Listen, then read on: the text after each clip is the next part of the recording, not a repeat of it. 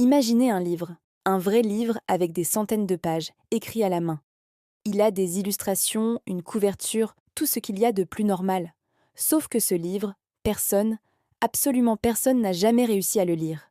Ce n'est pas une blague. C'est l'histoire du manuscrit de Voynich, le livre le plus mystérieux du monde. Ce manuscrit, c'est une énigme totale. Il est rempli d'un texte élégant, fluide, qui ressemble à une vraie langue. Il y a des mots, des paragraphes, des chapitres. On dirait presque du latin ou une autre langue ancienne.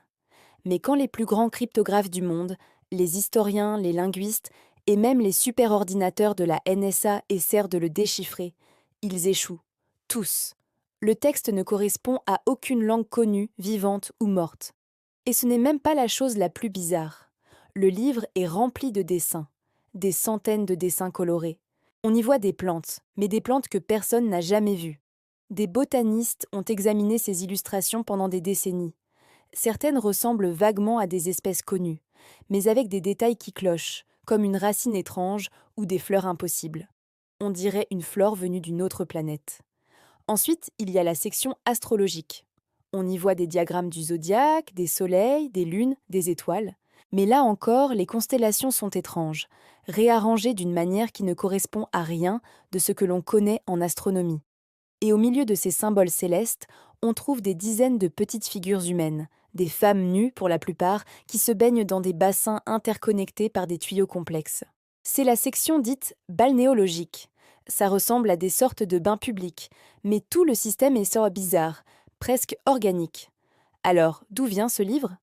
On a pu le dater grâce au carbone 14. Le parchemin sur lequel il est écrit date du début du XVe siècle, entre 1404 et 1438. Ça le place en pleine Renaissance, une période d'explosion intellectuelle en Europe. Il tire son nom de Wilfrid Voynich, un libraire polonais qu'il a acheté en 1912 dans une collection de jésuites en Italie. Voynich était persuadé d'avoir trouvé une œuvre secrète du savant Roger Bacon, mais rien n'a jamais pu le prouver. Depuis sa découverte, les théories les plus folles ont circulé. Est-ce un code secret? Le journal d'un alchimiste? Un recueil de connaissances sur des plantes médicinales oubliées? Certains pensent que c'est l'œuvre d'un extraterrestre qui aurait laissé un souvenir de son passage sur Terre. D'autres, plus pragmatiques, pensent que ce n'est qu'une immense supercherie. Un canular sophistiqué créé au XVe siècle pour arnaquer un riche collectionneur. Cette théorie du canular est plausible. Créer un faux livre aussi complexe aurait demandé un travail monumental, mais pas impossible. Le problème, c'est que le texte a des propriétés statistiques très étranges, mais très cohérentes. Par exemple, la fréquence des lettres, la longueur des mots, la façon dont ils se répètent.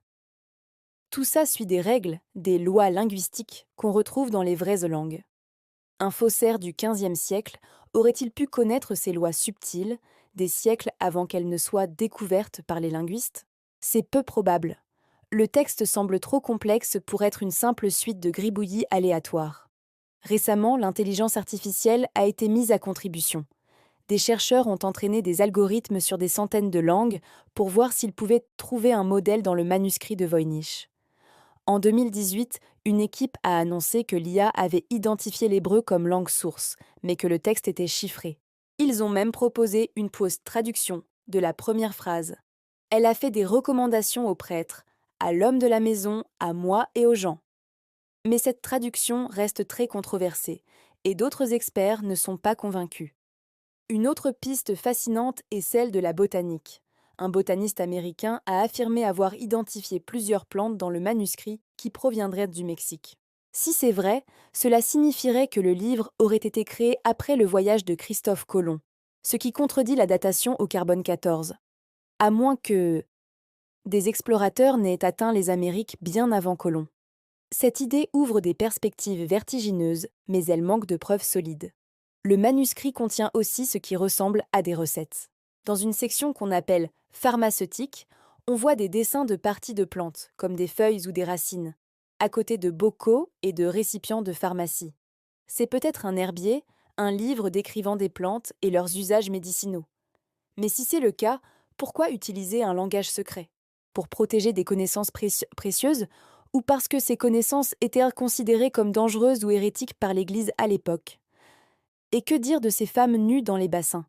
Certains y voient une allégorie de la reproduction, d'autres un manuel de gynécologie, ou encore des rituels de fertilité. L'agencement des bassins et des tuyaux est si complexe qu'il fait penser à des organes internes. Est-ce une représentation symbolique du corps humain? Personne ne le sait.